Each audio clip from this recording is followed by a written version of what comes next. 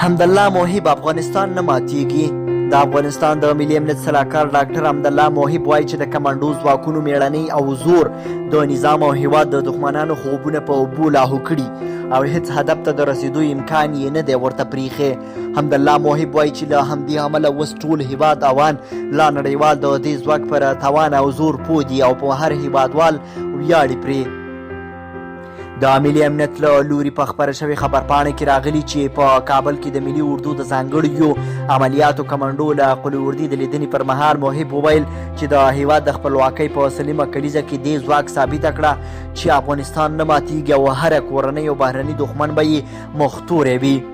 حمدالله موهب په دې اړه خوښي وښوده چې افغان ځواک نږدې ټول عملیات په یوازې ځان کولی شي او د هر ډول پرمختللو تجهیزاتو په لرلو سره ډیر لږ همکاریو ته اړتیا لري.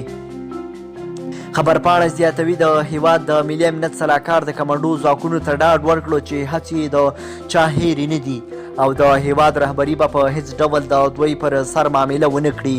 موهب وویل چې جدي کار روان دی چې افغان ځواکونه خودکفا شي او هر هغه امکانات ورته برابر شي چې د اوسنۍ نړۍ پرمختللي او پیاوړي پوځونه یې لري.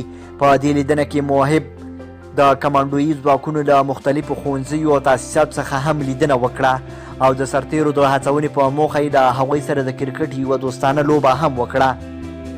له دې وړاندې حمدالله موهب په خپلو څرګندونو کې د سولې په تړاو هم وویل چې یادې پروسه پیچلې ده او پایلې ته رسېدل یې ډېر وخت غواړي. د نوموړي پر وینا افغانستان کې یوازې طالبان نه بلکې د نشه یي توکو قاچاق وړونکي د بهرنیو استخباراتو کسان غله بهرني جنګیالي او دې ته ورته نورې ډلې جګړې کوي نو له دې امله دغه جګړه او سولې ته رسېدل هم پیچلي دي. حمدالله موهب زیاتوي د امریکایي استازو او طالبانو ترمنځ مذاکرات لا هم په ابتدایي پړاو کې قرار لري نو له دې هم ډېرې اوږدې خبرې به د افغان حکومت او وسلوالو طالبانو ترمنځ کیږي چې ښایي ډېر وخت ونیسي. موهب وړاندې وایي افغان حکومت پر هر ډول کې د سولې خبرو ته تیار دی چې په دې برخه کې معلوم اړین ګامونه په هم پورته کړی شوي دي. د نوموړي پر وینا بین الافغاني مذاکرات چې په هر سیمه هر هیواد کې کیږي افغان حکومت پکې ګډون کوي.